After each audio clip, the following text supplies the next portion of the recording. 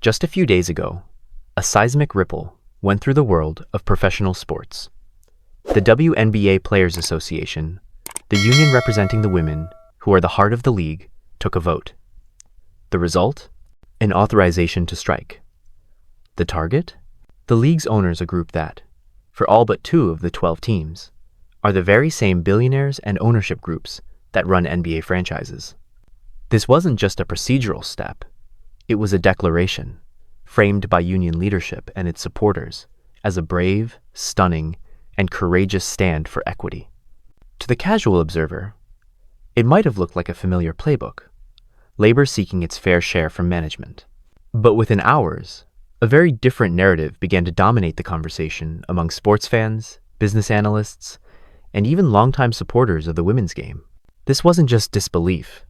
It was a profound, collective head scratching, tinged with frustration and even anger. Because this labor dispute is fundamentally unlike any other in modern sports history. The core issue isn't about dividing a massive, overflowing pie. It's about a league that, by its own financial reporting, has never turned a profit in its 27-year existence. For nearly 3 decades, the WNBA has been underwritten, subsidized, and kept afloat primarily by the deep pockets of NBA ownership. It's been an experiment in patience and long-term investment. And now, in the summer of 2024, that experiment was bearing its most promising fruit yet. Record attendance, shattered viewership records, exploding merchandise sales, and genuine mainstream cultural buzz, all catalyzed by the arrival of a transcendent rookie class, led by Caitlin Clark. For the first time, the league felt like it was on the precipice of a sustainable breakthrough. And in this moment of fragile, hard-won momentum, the Players Union has drawn its line in the sand. Their central demand?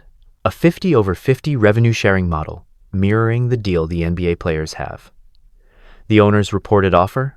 A staggering increase in direct compensation, raising the maximum salary from approximately $250,000 to nearly $2 million, an increase of roughly 800%, alongside significant bumps to team salary caps and minimum salaries. But they are refusing, absolutely, to share losses. The union said no. They authorized a strike. And the sports world reacted not with cheers of solidarity, but with a barrage of questions that cut to the heart of business, fandom, and survival. To understand the sheer scale of the disconnect, you have to look at the raw numbers. The NBA is a financial juggernaut. It generates over $11 billion in annual revenue. When NBA players and owners split basketball-related income 50-over-50, they are dividing an enormous positive number. The players' share funds, the Supermax contracts, the league-wide average salary north of $10 million, and the immense wealth associated with the men's game. The WNBA's financial picture is its mirror opposite. While exact figures are private, estimates consistently place the league's annual revenue between $180 and $250 million. More critically, the league operates at a loss each year. Estimates of that annual deficit range from $10 to $40 million or more. This is not a secret. It's the foundational reality of the enterprise since its 1997 launch. The NBA owners have covered these losses, year after year, as a cost of doing business, part philanthropic investment in growing the game, part long-term brand building, part, until recently, a financial write-off. This is the crux of the owner's position, articulated bluntly by people like former Miami Marlins President Samson, a veteran of brutal sports negotiations. You can't revenue, share losses. The owners are essentially saying, we are offering to pay you significantly more out of our pockets, as we have always done. We are not going to formally agree to give you half of a negative number, because that is not a sustainable business partnership. It's a subsidy with extra steps. From the player's perspective, this framing is flawed and insulting. They argue that the very accounting of losses is a matter of perspective. The WNBA benefits from massive infrastructure provided by NBA teams' shared arenas, practice facilities, marketing departments, and broadcast partnerships, costs that are often allocated to the WNBA's balance sheet, inflating their losses. They see the soaring metrics of 2024, the sold-out arenas, the TV ratings that tripled for Clark's games, the seven-figure media deals for regular season games, and believe they are the engine creating this new value. They want a direct stake in the upside, not just a higher salary.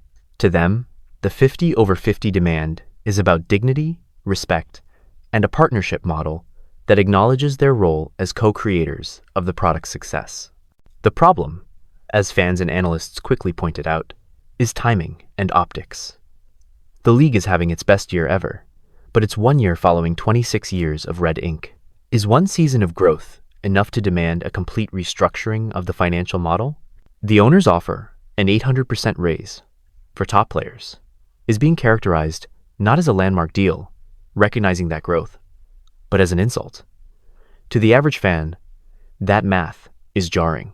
Turning down a potential $2 million salary in a league where the average salary was around $120,000 just a few years ago, because you want a percentage of theoretical future profits reads, to many, as overreach. The social media reaction to the strike authorization was a tidal wave of criticism, and it didn't come from the usual corners of online misogyny. It came from people who identify as fans of the league, who have cheered its growth, and who now feel a sense of bewildered betrayal. Comment sections filled with words like clowns and embarrassing. The sentiment wasn't, "I hate women's sports." It was, "After all this struggle, at the moment you finally have leverage and public goodwill, you're threatening to burn it down over a principle that doesn't make business sense?" A deeply cynical yet resonant theory gained traction, that some of the union leadership who have ownership stakes in other women's sports leagues, like the Professional Volleyball League AU, might actually benefit from the WNBA's collapse, eliminating a competitor for audience and sponsorship dollars. While unproven and likely overstated, the fact this theory found purchase speaks to the level of distrust and frustration. Then there was the mention of women fatigue. This is a delicate but crucial point in the narrative. For years, the dominant story around the WNBA was one of righteous advocacy, fighting for pay equity, better travel conditions, and respect. The public, by and large, supported that fight. The launch of charter flights this season was seen as a hard-won victory, but the strike authorization over revenue sharing felt, to a segment of the audience, like a shift from advocating for deserved improvements to making financially untenable demands. That fatigue references a weariness with a narrative that seems to ignore economic realities in favor of pure principle. As one comment put it, the WNBA has been given every advantage, and it's still not profitable. At some point, the conversation has to shift from what the league deserves to what the league has earned. You cannot discuss the 2024 WNBA season without centering Caitlin Clark. Her impact is not hyperbole. It is quantifiable. The Indiana Fever went from averaging sparse crowds to selling out arenas across the country. National TV ratings for her games were unlike anything the league had seen. Her jersey became the top seller in all of women's sports. She brought in millions of casual, often younger fans, who had never tuned in before. She was by any measure the league's MVP off the court. And her rookie contract pays her a base salary under $100,000. The owner's new CBA offer would, by its end, allow a player of her stature to earn close to $2 million annually. From a PR perspective, the union is now in the awkward position of threatening to strike and potentially derail the momentum she created over a deal that would astronomically benefit her. What does Caitlin Clark think? As a rookie, she is a member of the union but not its leadership. Her public comments have been supportive of players advocating for their worth, but the tension is palpable. She, along with other rookies like Angel Reese and Cameron Brink, represents the explosive new future.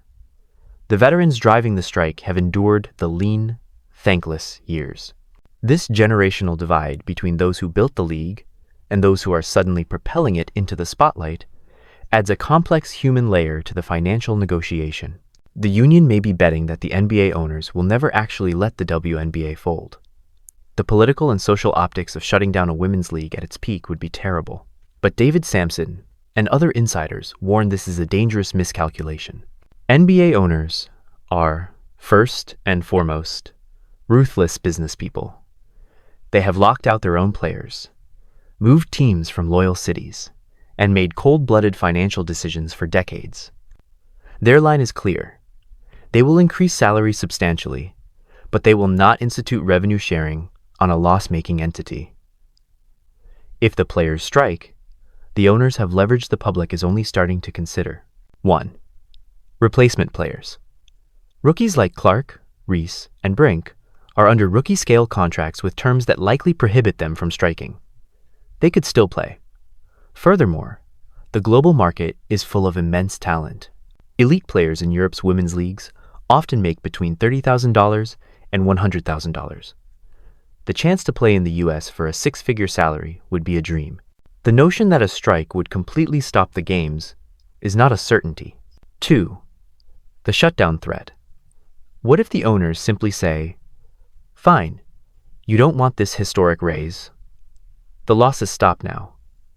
They could suspend operations. The notion that nobody would miss it is an extreme and callous fan sentiment, but it hints at the fragility of the enterprise.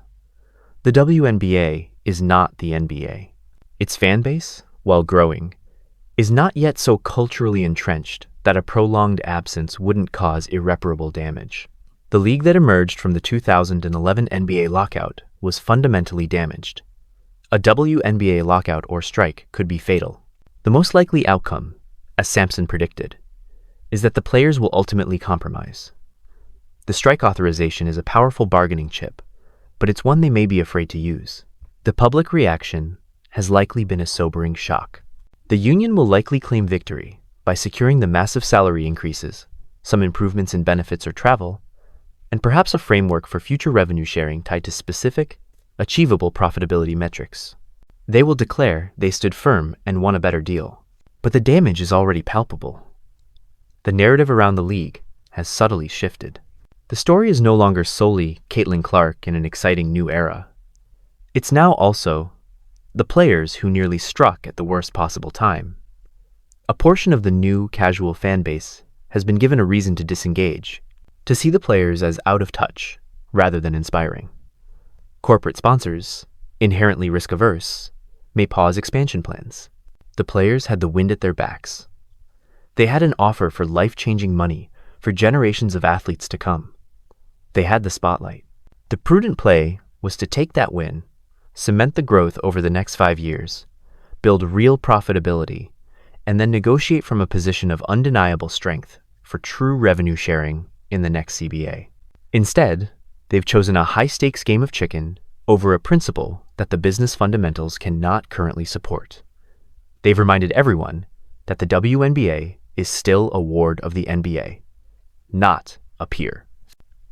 They've injected drama and uncertainty into a story that was finally about pure athletic excitement. The final question hanging over the league as the October deadline approaches is no longer just about money. It's about wisdom. Will the players recognize that sometimes the bravest and most stunning move is not to threaten to walk away, but to seize a historic victory, keep building, and live to fight another day on a stronger, more sustainable foundation?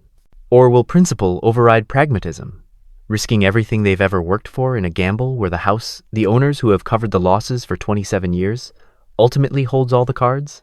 The future of women's professional basketball in America may hinge on the answer.